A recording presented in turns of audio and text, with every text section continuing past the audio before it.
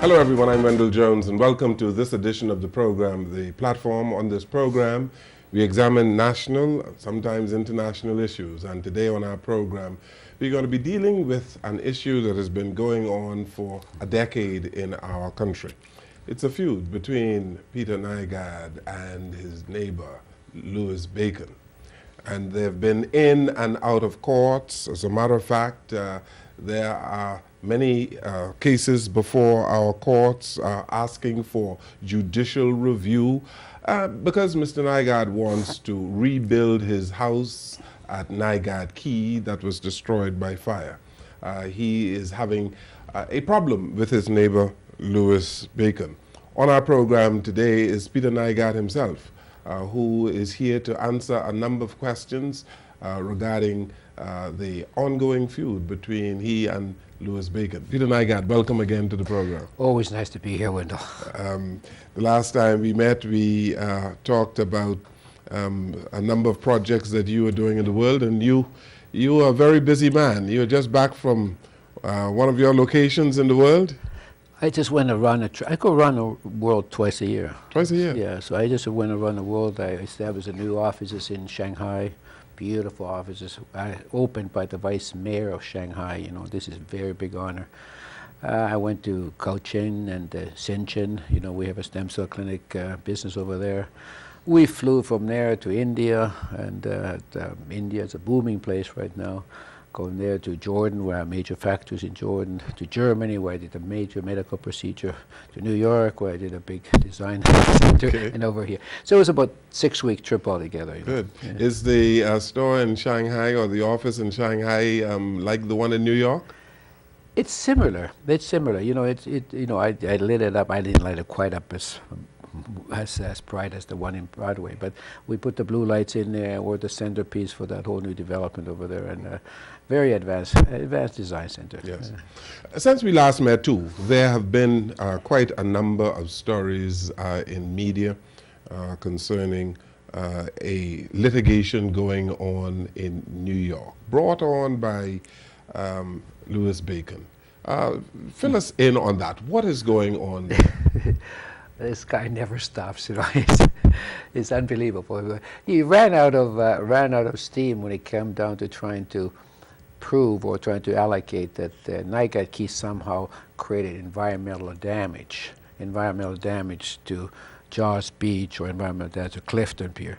So once it was proven that by very $400,000 worth of surveys by the #1 people in the world, that there's zero damage being done environmentally, you know, and there was no reason for the government to stop the approval of the permits for Nygard Key because of that. He created a whole new event, you know, to really to, unfortunately, to block off the government's ability to do their job. Government's ability to govern this country and to be able to make rulings, you know, as they should, you know, and which is their job.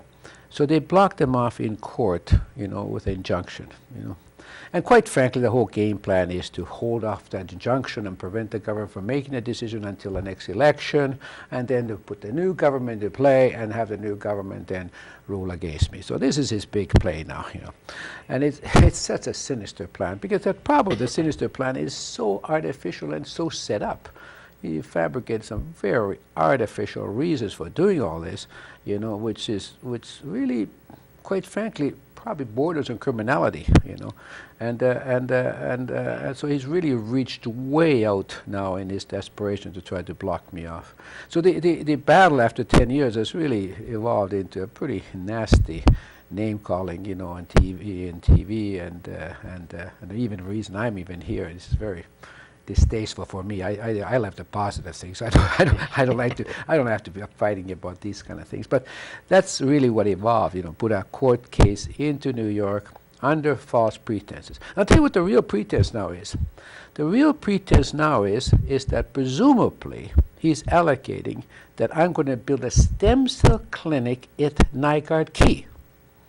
Now, where in the hell he ever got that from is the big mystery behind it. It doesn't make any sense. Nobody's ever talked about a stem cell clinic in Nygard. Yes, I have talked about stem cell clinic many, many times in Nassau, in Bahamas, in Grand Bahamas, but never in Nygard.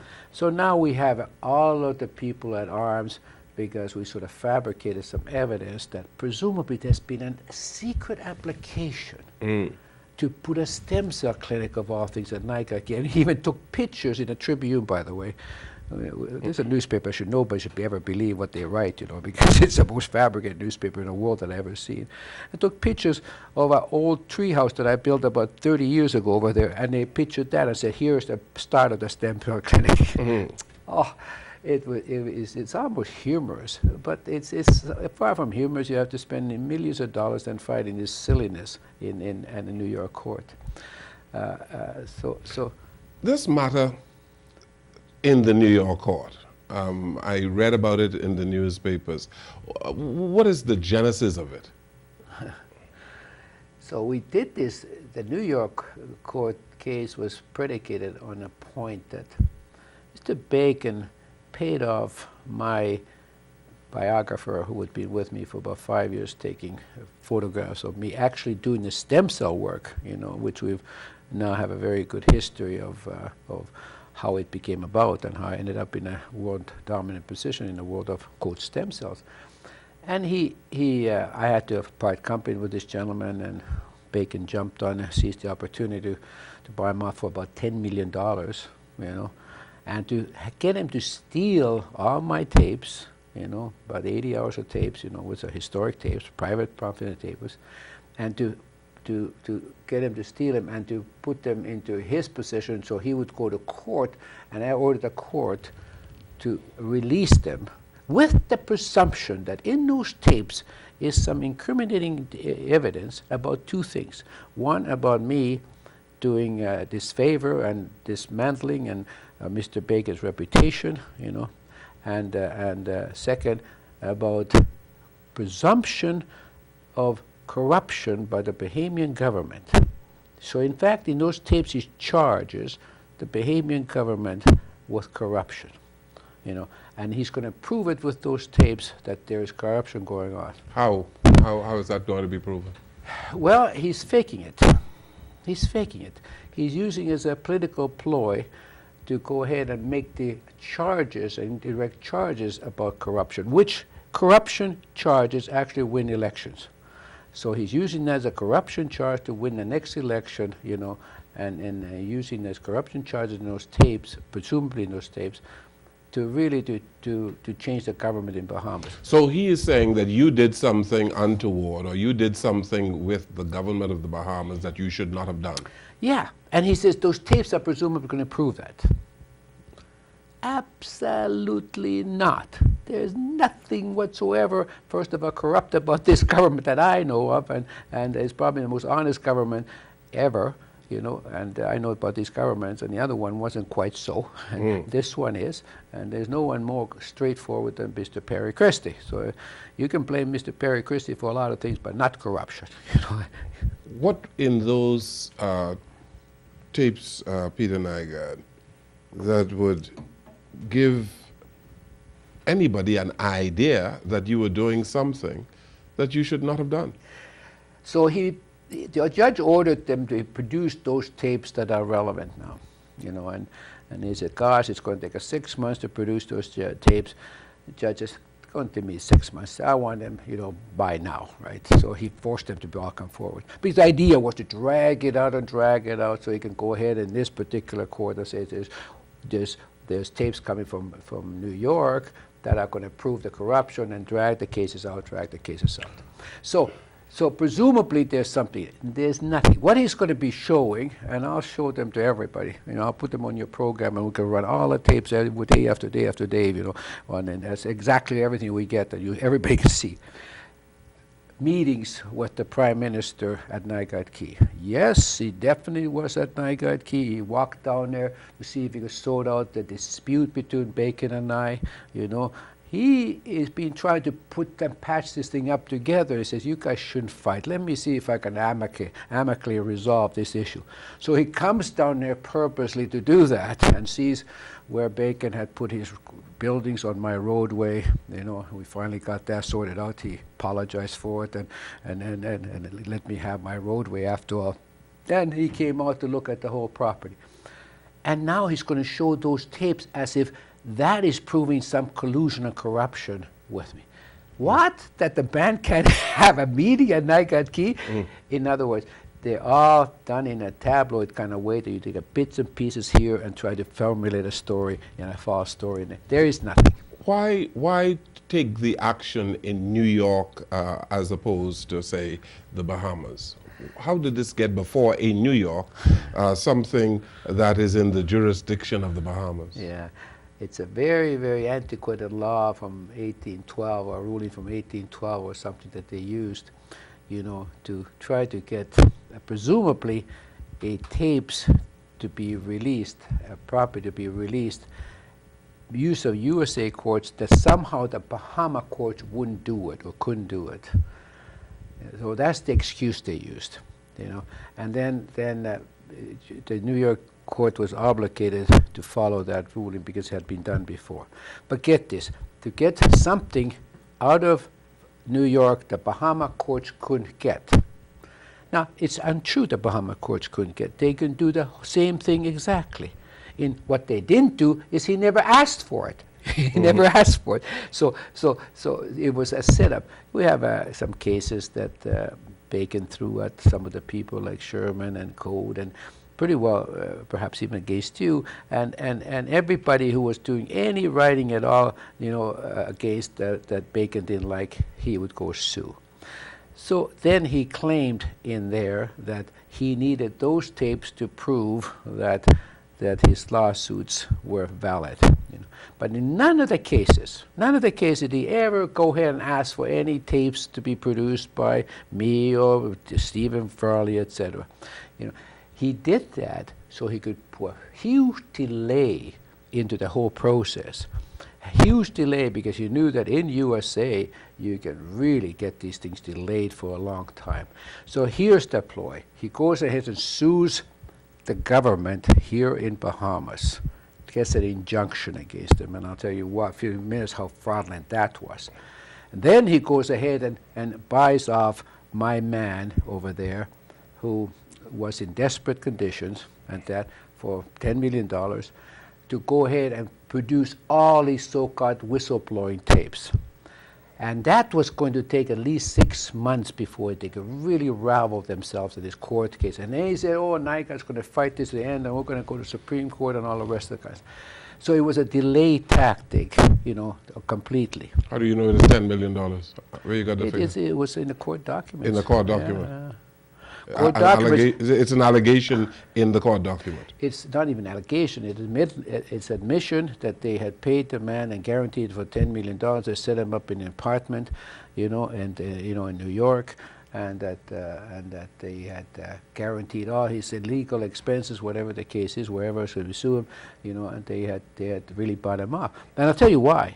Stephen Farley had been in serious trouble all the way back from we did a big promotion in New York to the Super Bowl time. So Stephen Farley would take, and he was still working for me at the time, and he would took one of his helicopters, what do they call them? You could take a camera up. A drone. A drone. He would take a drone over Times Square during the Super Bowl time. I says, are you nuts? He asked me about it. I said, you nuts? I said, you have no idea what that's going to do. You know, there was big security everywhere, you know. In fact, one of the security people on my roof, you know, scouting the whole place because it was the biggest security risk in New York ever. You know, you had 5 million people sitting in there. And he still went ahead and did this drone. Out comes the FBI and everybody else to knocking at our doorstep because they followed where it was landing. And said, you know, there's something landing on your roof. Can we please see it? It said, of course. And we took him off there, and there was Stephen with the goddamn drone in his hand. I said, Steve, what the hell are you doing? And those guys wanted to arrest him, etc. I said, Steve, I told you not to do that. As officer, and we had to explain our way in. They wanted to take him to jail right there, throw the book at him. I said, please, he'll come back, blah, blah, and vouch for him. Well, when after a while, Stephen wanted me to pay all his court expenses, all his expenses, I said, Steve, I can't get involved with that. It's not me. I warned you about it. I have to disassociate with it. You're on your own here, etc. He was so pissed off at me, he went and sold his services to Bacon. I see. Terrible. Okay. Mr. Bacon and his attorneys are tying up a lot of time in the courts in the Bahamas. Yeah. And it's because they want to fight your ability to do what you want to do at Nygard Key. Yeah. Lots of time. I mean, the lawyers are getting very rich on this. It's bringing a lot of good economic value to this country. The rich are getting richer. Yes, yes. Yes, but one would have thought that after 10 years that this matter would have been resolved. Yeah, and the Prime Minister tried to resolve it, and the Prime Minister's very good friendly, as I understand, was Steve McQuinney, and that's Bacon's lawyer. And he said, Peter, look, I'm a friend over there. Let me resolve this issue. It's crazy. You guys should be fighting. I said, please, let's get over this. I don't want to do this fight either. This is all very silly at the end of the day. And let's do whatever's right. So you want to make certain things clear. One, you have no intentions of building a stem cell research clinic at Nygard Key, but you do want to rebuild your house. Yeah, yes. I have put the application in 2012, put the application in. It's been sitting there, and application says nothing about building a stem cell clinic whatsoever. It's replacing my burned down house, period. Yes. And so it's that application is sitting there, sitting there, sitting there. And Bacon's been doing everything he can to block it. Block the application from going through every legal means he can find, until to the point now where he fabricated evidence as if I was building a stem cell clinic over there, so that he could then take these poor people in Lyford Key, residents, who do not want to have any business in their community, and I understand that, and he had faked documents to show to them as if I'm building, as if my plan was to build stem cell clinic in there. He says, please sign here to prevent the government from making this terrible decision. And a lot of them did. But I'll tell you what, they did it completely under false information. This was absolutely new. And one of the false information was an article in the Tribune that was very false information that read, Nygard plans a $30 million stem cell clinic in Nygard Key. Written in the Tribune, very irresponsibly, very wrongly. And we're suing them now big time out here because it was a setup. They took this Tribune article and showed these people, and said, here's what he wants to do. Please sign here. All we want to do is stop the government from doing it. And they did. Put the injunction in under false pretenses, under false setup. Okay. You know what that information came from? From the Prime Minister's office, and somebody had fabricated and put a sentence in there, that short of a sentence, that's what it's planning to do. Snuck it in, unsigned minutes that are never supposed to get out, and unsigned, snuck it in there, then gave that to Tribune. Tribune wrote the whole article. What a sneaky system. Then get them to put the injunction in there, then turn around and do this whole fabrication in New York, and to hold back the whole process of going ahead with it, all in the name of presumption of corruption. And now they're going to try to win the election on that presumption election, and nothing's going to see the light of day as far as they're concerned until then. Okay. Let's take a break here. Peter Nygard, our guest on the program today. We'll come right back.